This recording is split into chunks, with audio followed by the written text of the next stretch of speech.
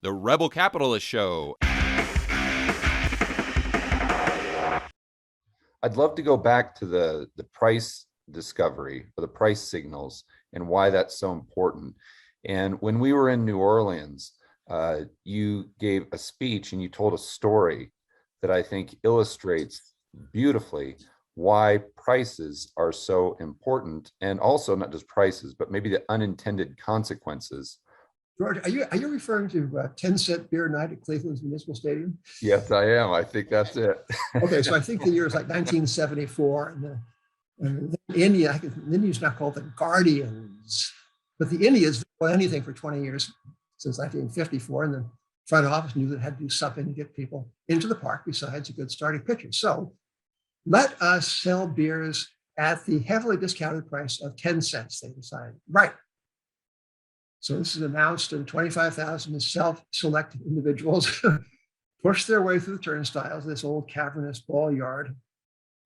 And the game progresses, and the cheering gets a little bit rowdy. And before you know it, fans are down the field introducing themselves to the players.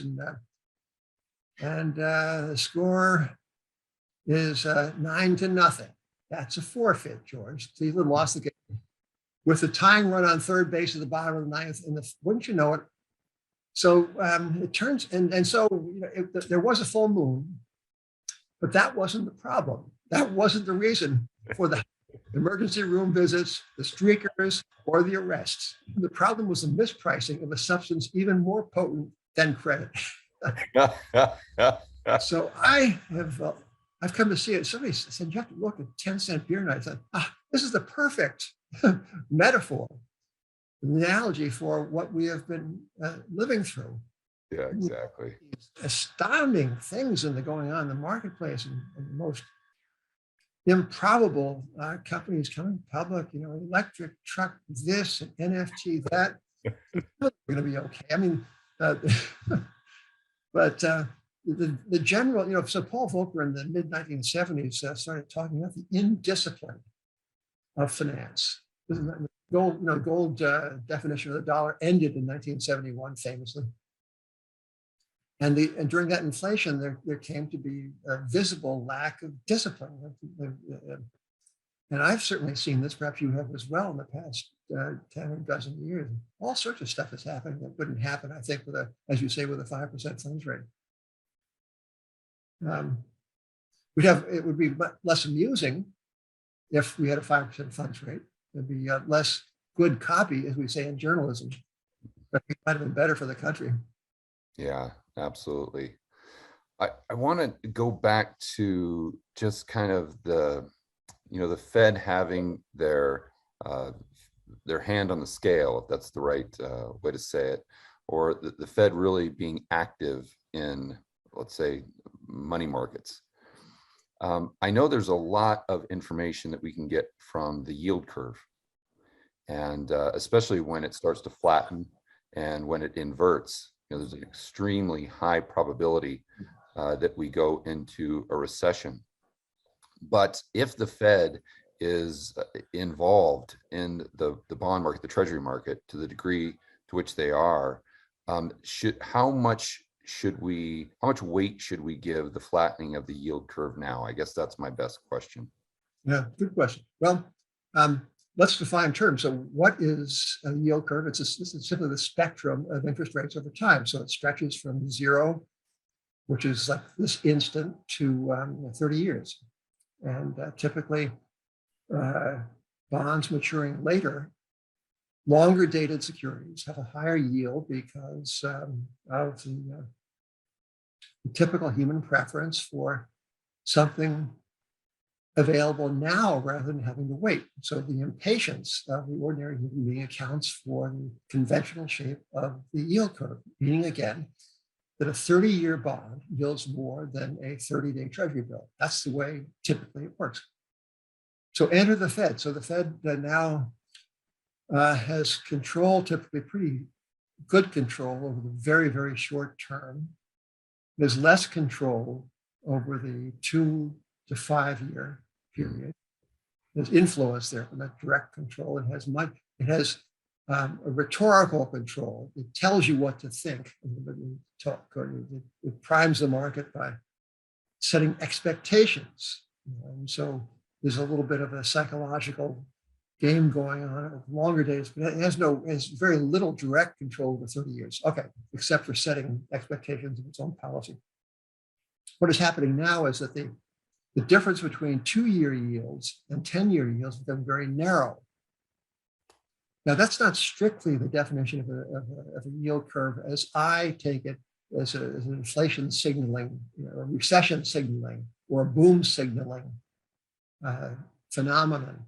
I think the better space of the yield curve to examine is that between the 30-day or 90-day bill rate versus the 10-year Treasury note.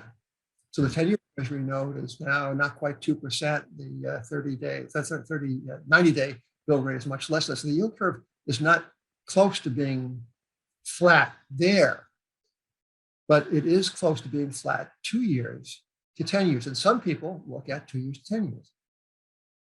So what is different today?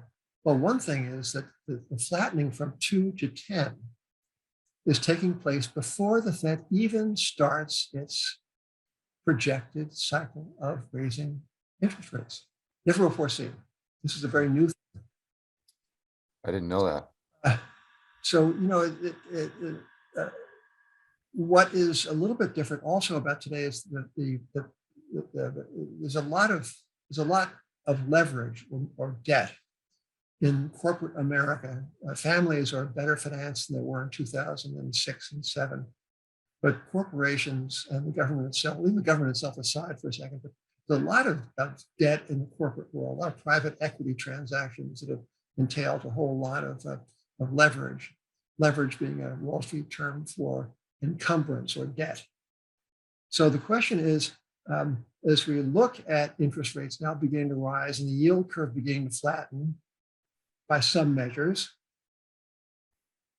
and you say, well, what does that mean? Well, it might mean that the economy has so much debt that even a measured or a nominal rise in yields would put pressure on companies that owe money, and they would have to take steps to repay debt. They'd have to fire people, cut back production, do things to hunker down, and they sell division. So the fear, I think, is that the combination of the visible debt in the economy, the combination of that plus the visible flattening at some portions of the yield curve, and the intrusion of very high rates of inflation, all these three things are setting up for what we used to call stagflation in the 70s. Stagflation being, of course, the state of recession overlaid on inflation. Keynesians once said that was unlikely or impossible, but it did happen way back when. And I guess it could happen again. So why are we not seeing a steepening at the long end? I mean, maybe does it have something to do with the going out the risk curve, like we were talking earlier, from the standpoint of investors now might not buy treasuries for yield. They might buy treasuries for capital gains. Yeah. And do you think that may play into it? Well, I think that the bulls on bonds would say this. I think they would say that of course, these securities are denominated in dollars, and in time of geopolitical tension or war, what is dollar bills, and that the Treasury market is the beneficiary, that foreign demand for Treasuries, as we speak, has slightly strengthened.